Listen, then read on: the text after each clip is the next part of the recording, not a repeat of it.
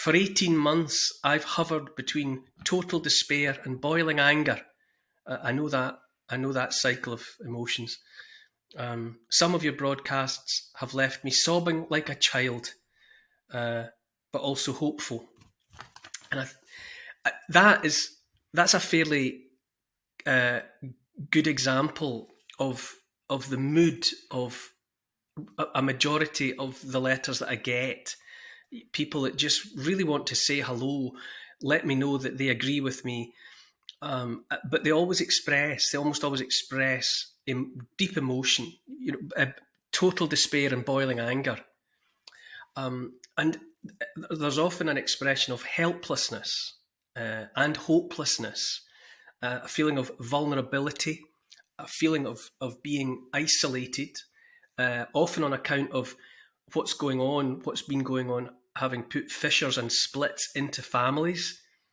Families have split across a line. Relationships have foundered on the rocks of it. And a lot of people write to me to say how lonely they feel and what they've lost in the way of close relationships and close friendships. And what I'm getting at is, so often it comes down to people feeling powerless, that events are beyond their control. And of course, that's understandable. We are all ultimately just individual people, and it's easy to feel hopeless and helpless. But I also think that for governments and authorities and any other entities that want to achieve control and want to get things their own way, it's ideal, it's important for those groups if they can make us feel like that. Because, we are, after all, individual people. And if they can remind us of that, if they can remind most people of that, or persuade most people of that, then they can make us feel powerless. I've said before, we are the best part of 8 billion people. And there's some estimates out there saying that the significant decisions are being taken by no more than 8,000, which basically means that there's one there's one authoritarian in charge of every million of us. That's how it breaks down, which isn't really realistic. You want to try and take control of 1 million people, you need a big stick. But if you flip it around, feeling helpless, this is me. I'm actually talking to myself here. I'm not preaching really to anybody else. I'm reminding myself.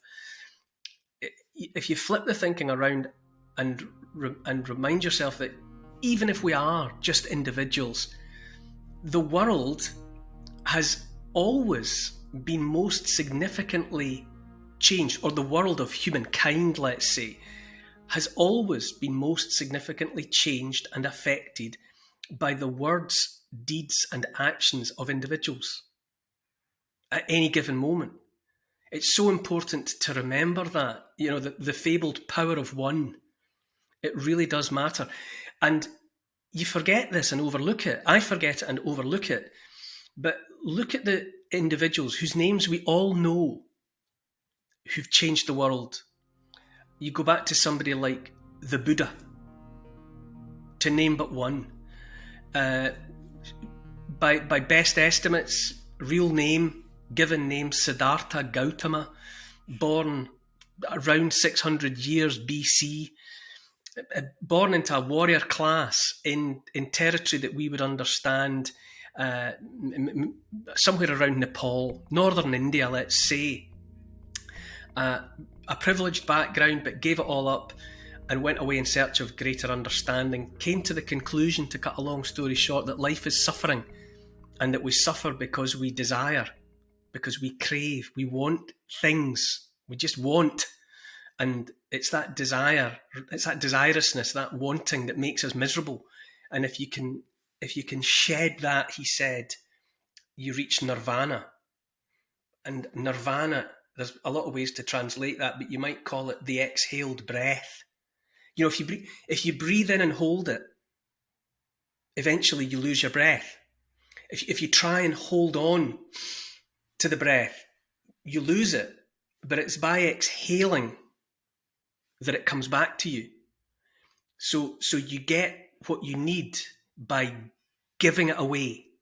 If you let it go, So the answer is not to desire and to cling. The answer is to, by letting go, you're then ready for what it is that you need. Simple message delivered by one individual.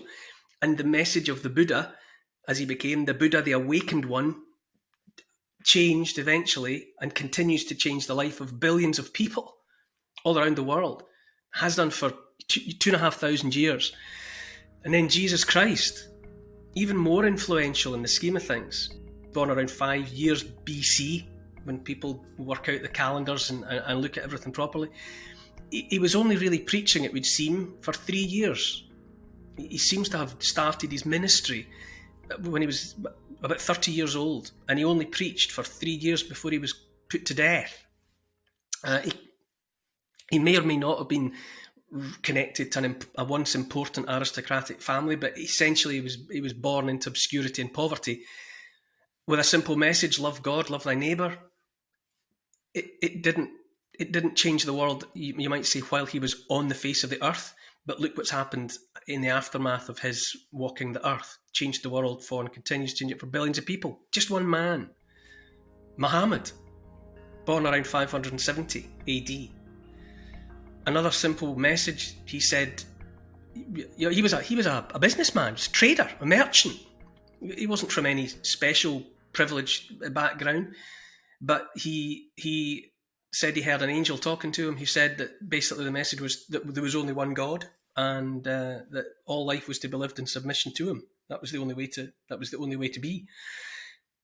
Changes the world for billions of people. Do you see what I mean? It's individuals. It's not necessarily even people from important backgrounds, but it's individuals. And if you go into it, there are long lists of people. There are other names you could add. You could put in the 20th century Gandhi, another individual, changed the world for millions of people. And then there are people who changed the world for the worse. Of course there are as well. Hitler, Lenin, Stalin, Mao Zedong. But nonetheless, love them or loathe them, admire them or not, agree with what they said and did or despise them, those individuals changed the world beyond recognition. And to some extent, they still resonate long after they're dead. Individuals. In the USA, you could reference Abraham Lincoln, President Abraham Lincoln. His mum was born out of wedlock. He himself was born into poverty. His birth mum died when he was 9 years old or thereabouts. He was raised in a log cabin that his dad built in space, hacked out of the forest. His dad married again. He was raised by a stepmom. He was sent to what they called a blab school. There were no books, nothing to write on, and the children in the school learned by reciting what the teacher said. So from the outside, all people could hear was kind of blah blah blah blah blah of the children reciting. So he came out of poverty and became perhaps the most memorable president of the United States of America so far. And he made the Civil War a war against slavery. One individual, one committed, strong-minded individual. And it's still the case in the 21st century. It's still happening around us now. If you think you're powerless and you think that as an individual you can't change anything, look at who the world's being shaped by now. Bill Gates, essentially a high school dropout, who's been very successful selling faintly dodgy computer software. Mark Zuckerberg, founder of Facebook. Elon Musk. Larry Fink.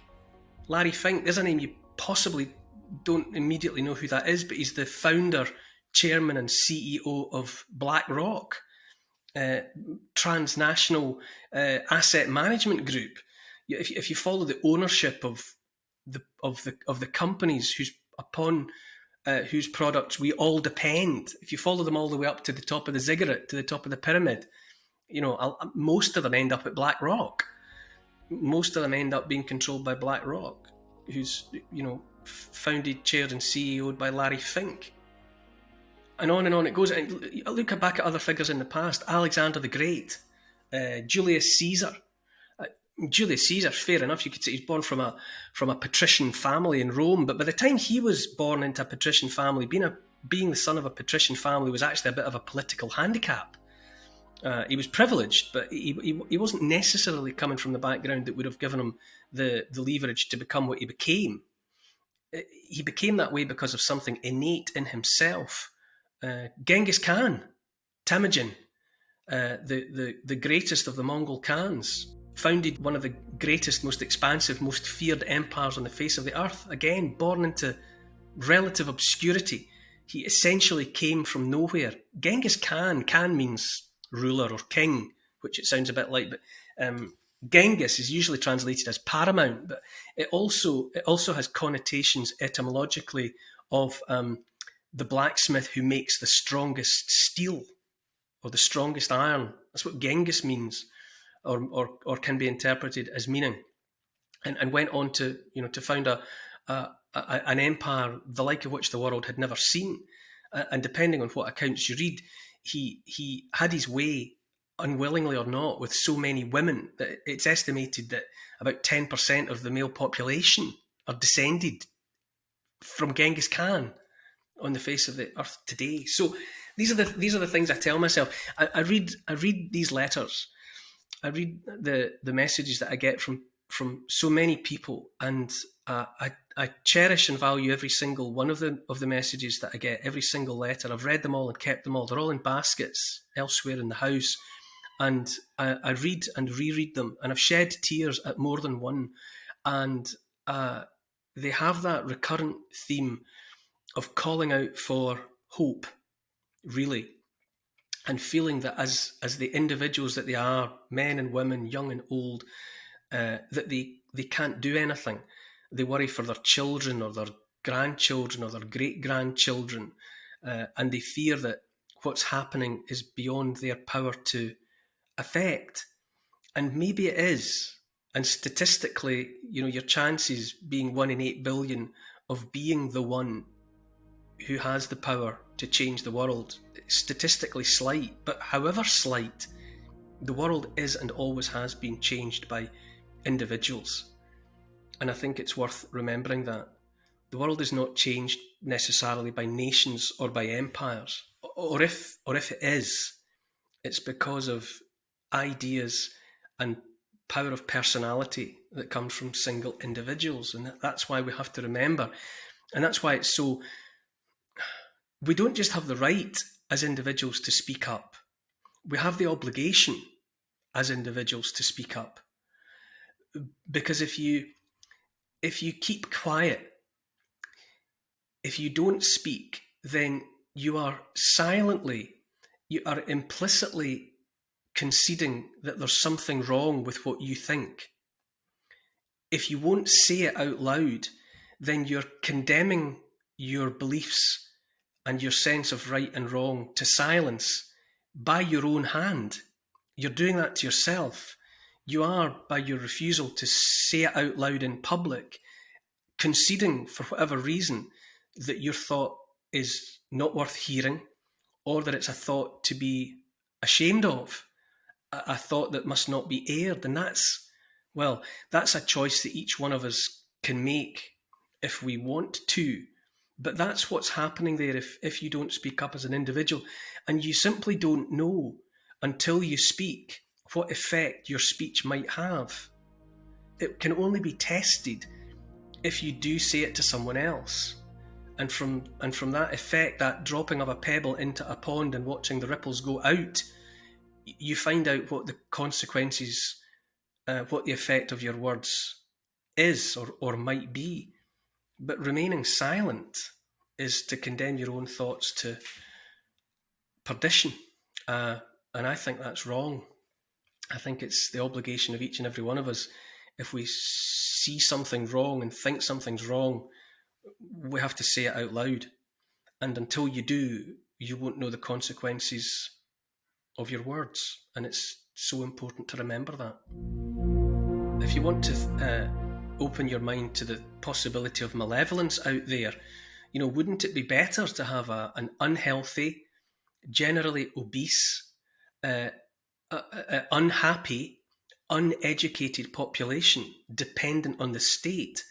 And if you can top that off by making those unhappy, unhealthy, uneducated people frightened, and if you can, having made them frightened once, if you can keep them frightened, then the mass of that group will have little alternative but to hang off the state for everything, for reassurance, for food, for energy, for answers, for security, for care from cradle to the grave. You can see how an authoritarian regime with malevolence aforethought would see those as being the constituent elements of how to control a population. But in any event, there's no denying. You look around you on the street and you can see the unhealthy, overweight people, many of them complaining of depression or stress or anxiety, and standards of education are falling through the floor. So there's all of these elements at play as far as when we try to understand what might be happening and what might be in the best interests of an authoritarian controlling regime. But all of that's why it's so important that we take responsibility as individuals, educate ourselves, educate our children, or take some responsibility for educating our children, rather than just assuming that the state is doing it for us. And what you want to achieve are healthy, happy, educated, independent adults who can question decisions that are being taken by those above them in the food chain, who can insist on answers to questions, who can demand more information about actions that are being taken. And all of it ultimately comes back to each one of us taking responsibility as an individual. And that's why I come back to my central point, my opening point, that to swallow the nonsense that as individuals we're powerless, that's mistake number one. The opposite is true. History shows that the world has always been most affected, for good or for ill, by determined individuals.